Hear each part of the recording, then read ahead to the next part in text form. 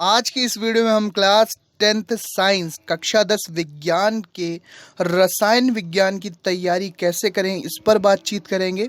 तो class 10th में हम जानते हैं कि 70 नंबर का आपका एक पेपर होगा और 30 नंबर का एक प्रोजेक्ट वर्क कराया जाता है अपने आपके कॉलेज में। तो अब हम यहाँ पर देखेंगे कि 70 मार्क्स के पेपर में 20 नंबर की जो केमिस्ट्री आती है उसकी तैयारी आपको कैसी करनी चाहिए और उसके लिए आपको क्या क्या पढ़ना पड़ेगा। चलिए हम देखेंगे कि 20 नंबर की तैयारी कर सकते हैं आप अगर आपने इन टॉपिक्स को सही से समझ लिया, अच्छे से समझ लिया, जो कि मैं अब आपको बताने वाला हूँ। तो क्लास 10th विज्ञान में सबसे पहली जो यूनिट है वो है रासायनिक पदार्थ प्रकृति एवं व्यवहार। इसका नाम है रासायनिक पदार्थ प्रकृति एवं व्यवहार। ये यूनिट है और दोस्तों ये यूनिट है हमारी पूरे 20 नंबर की। इस यूनिट में 3 से 4 चैप्टर आते हैं और उन चैप्टर के जो महत्वपूर्ण टॉपिक हैं वो मैं आपको इस वीडियो में बताऊंगा। आप अगर उन टॉपिक्स को अच्छे से तैयार कर लोगे तो ये 20 के आपके 20 में तो 20 नहीं लेकिन 18 से 19 नंबर आपके पक्के हो सकते हैं अगर आपने उनको अच्छे से तैयार कर लिया। तो चलिए हम देख लेते हैं कि कौन से वो चैप्टर्स हैं और उन चैप्टर्स के वो कौन से टॉपिक हैं जो कि आपको क्लास 10th विज्ञान में तैयार करना चाहिए केमिस्ट्री के लिए बहुत ही अच्छे नंबर प्राप्त करने के लिए। तो यूनिट का जो नाम है वो है रासायनिक पदार्थ प्रकृति एवं व्यवहार, जैसा कि मैंने अभी आपको पीछे बताया था वीडियो में। इसका जो पहला चैप्टर होगा वो है रासायनिक अभिक्रियाएं। इसमें आपको क्या पढ़ना है? इस चैप्टर में इसमें आपको रासायनिक समीकरण के बारे में पढ़ना है। फिर आपको पढ़ना होगा संतुलित रासायनिक समीकरण कि रासायनिक समीकरण को संतुलित कैसे करेंगे, क्या होता है संतुलित रासायनिक समीकरण। प्रश्न आता है एक केमिस्ट्री क्लास 10th में कि संतुलित रासायनिक समीकरण से आप क्या समझते हैं। तो ये प्रश्नों में भी आप लिखकर नोट्स बनाकर अच्छे से तैयार करेंगे इन टॉपिक को तो बहुत ही अच्छे नंबर आने के चांस बढ़ जाएंगे। संतुलित रासायनिक समीकरण का तात्पर्य क्या होता है ये पूछते हैं प्रश्न। फिर आता है संतुलित रासायनिक अभिक्रियाओं के प्रकार कि कितने प्रकार की रासायनिक अभिक्रियाएं होती हैं। आप समझ रहे होंगे कि ये सारे टॉपिक्स आपके रहेंगे। फिर संयोजन अभिक्रिया, अपघटन या वियोजन अभिक्रिया जिसको कहते हैं। इसके बाद आती है विस्थापन अभिक्रिया, विस्थापन अभिक्रिया, द्विविस्थापन अभिक्रिया, अवक्षेपण अभिक्रिया, उदासीनीकरण अभिक्रिया। ये सारी अभिक्रियाएं हैं। इन सारी अभिक्रियाओं की आप परिभाषा और उदाहरण के नोट्स बनाना स्टार्ट कर दो। अगर आप नोट्स बना लोगे तो आपके लिए बहुत ही आसान हो जाएगा। एग्ज़ाम देने से पहले आपकी तैयारी बिल्कुल अच्छी हो जाएगी। उपचयन तथा अपचयन अभिक्रिया, तो ये सारी अभिक्रियाएं हमें पढ़नी थी। चैप्टर का नाम था रासायनिक अभिक्रियाएं।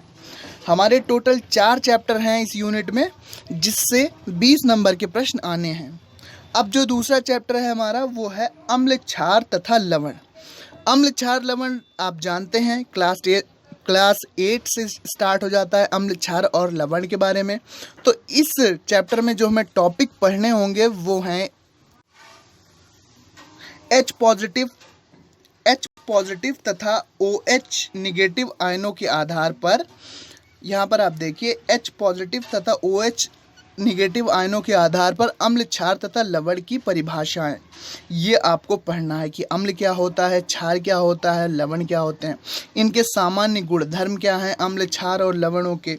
इसके बाद उदाहरण कौन कौन से हैं, कौन सा अम्ल होगा, कौन सा क्षार होगा, कौन सा लवण होगा, ये आपके बहुविकल्पी प्रश्नों में भी पूछे जा सकते हैं। प्लस इनके उपयोग क्या हैं ये पूछे जाएगा दोस्तों।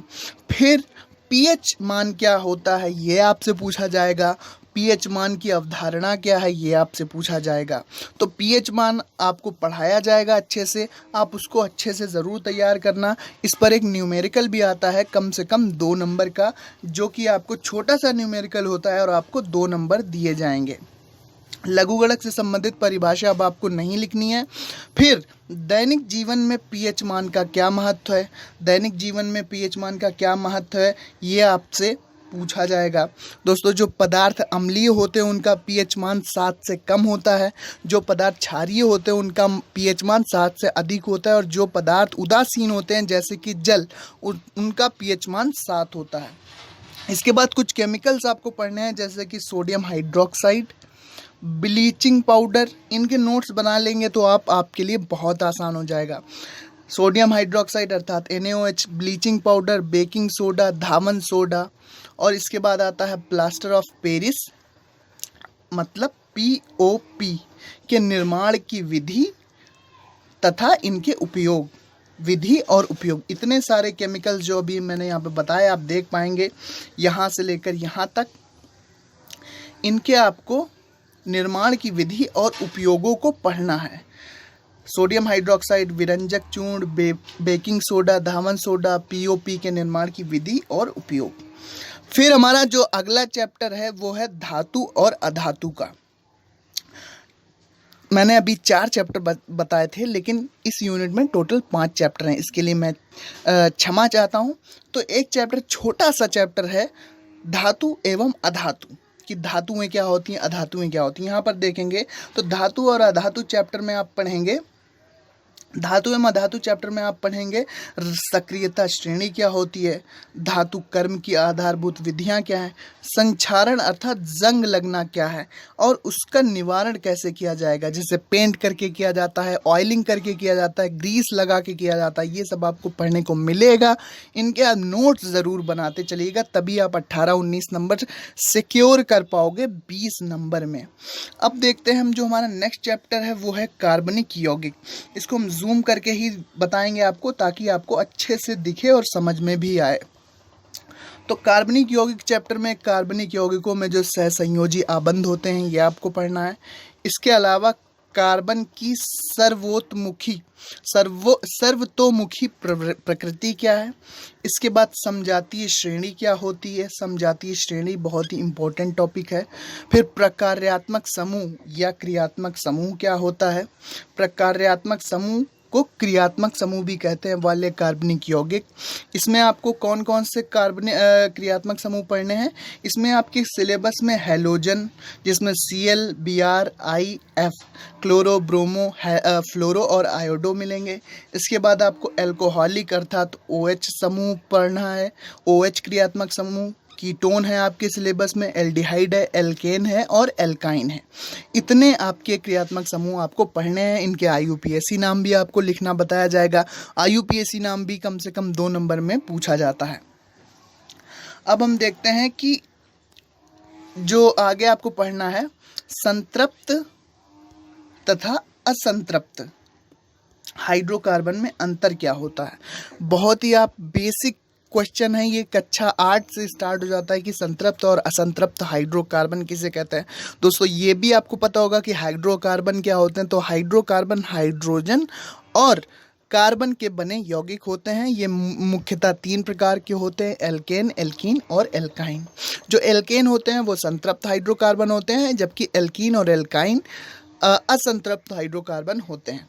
फिर आप पढ़ेंगे कार्बनिक यौगिकों के रासायनिक गुणधर्म क्या होते हैं। इसके बाद आपको पढ़ने को मिलेगा जो रासायनिक गुणधर्म है वो कुछ इस प्रकार होंगे, उनका जलना अर्थात दहन, ऑक्सीकरण हो गया, संकलन हो गया, प्रतिस्थापन हो गया।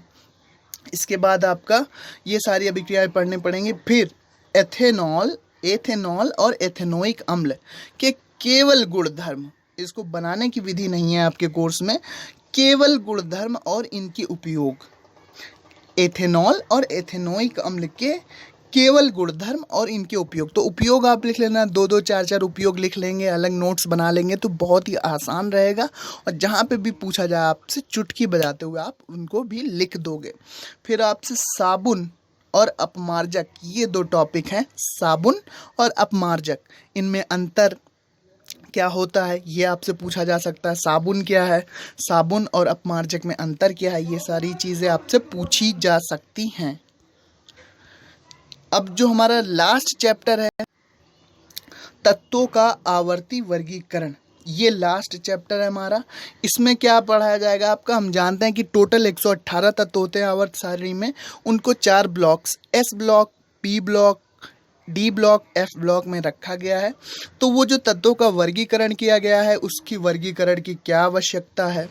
हम जानते हैं कि जो एक समूह में तत्व होते हैं उनके गुणधर्म आपस में मिलते हैं, इसीलिए आवर्त सारणी में तत्वों को इस प्रकार सजाया गया है कि समान गुणधर्म वाले तत्व एक ही समूह, एक ही ग्रुप में आ जाएं। तो ये चीज़ आपको पढ़ाई जाएगी कि इनको वर्गीकृत क्यों किया गया 118 तत्वों को 4 ब्लॉक में।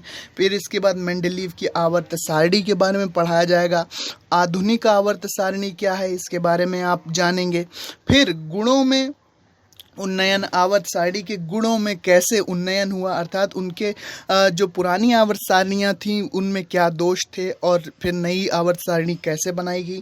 फिर आपका एक छोटा सा टॉपिक रहेगा संयोजकता, तो इसको आप तैयार कर लीजिए। अलग से देखिए, आप पेज ले लीजिए और उस पर एक टॉपिक को, एक या दो टॉपिक को रोज़ अगर आप क्लियर करते जाएंगे उसकी परिभाषा लिख लीजिए और उसके एक दो उदाहरण सहित उसको अच्छे से समझ लें, तो आपका सिलेबस कवर भी होता जाएगा और आपकी तैयारी भी बहुत अच्छी होगी। और वो जो नोट्स आपके बन जाएंगे पेजेस पे, कॉपी पर भी बना सकते हैं लेकिन पेजेस पे ज़्यादा बेहतर होगा, क्योंकि वो उसको उन पेज को आप कहीं भी ले जाकर उनका रिवीजन कर पाएंगे। तो उन पेजों को जब आप एग्ज़ाम से पहले दोहराएंगे तो आपके माइंड में सारे टॉपिक क्रिस्टल क्लियर हो जाएंगे, बिल्कुल स्पष्ट आपको रिकॉल हो जाएगा, आपको याद आ जाएगा कि इस टॉपिक का आंसर क्या है। फिर आपके लिए एक छोटा सा टॉपिक परमाणु क्रमांक और फिर धात्विक तथा अधात्विक गुणधर्म। धात्विक का अर्थ है धातुओं के गुणधर्म और अधात्विक गुणधर्म अर्थात वे गुण जो अधातुओं में पाए जाते हैं। तो ये पूरा सिलेबस है हमारा केमिस्ट्री का कक्षा 10 के लिए। और दोस्तों, अगर आपने इतने टॉपिक, ये कोई ज़्यादा बड़ा नहीं है काम, अगर आप इतने टॉपिक धीरे धीरे करके इनके नोट्स बना लेते हैं अच्छे से, तो ये गारंटी है कि 20 अंक में आप 17, 18, 19 या 20 भी नंबर ला सकते हो। 17 से पार ही जाएंगे, 17 से कम नहीं जाएंगे। 17 प्लस ही मार्क्स आप लाओगे। आप 20 भी ला सकते हो, वो आपकी मेहनत पर डिपेंड करेगा। तो कैसी लगी आपको वीडियो ज़रूर बताइए। मिलते हैं अपने नेक्स्ट वीडियो में। पसंद आई हो तो दोस्तों के साथ शेयर भी कीजिएगा। कक्षा 10 विज्ञान केमिस्ट्री के बारे में आज हमने बात करी। अब हम आगे फिज़िक्स और बायो की तैयारी की बारे में बात करेंगे। तो बने रहिए exams with MS YouTube channel के साथ। Thanks for watching and good luck for your future. Thank you and bye bye.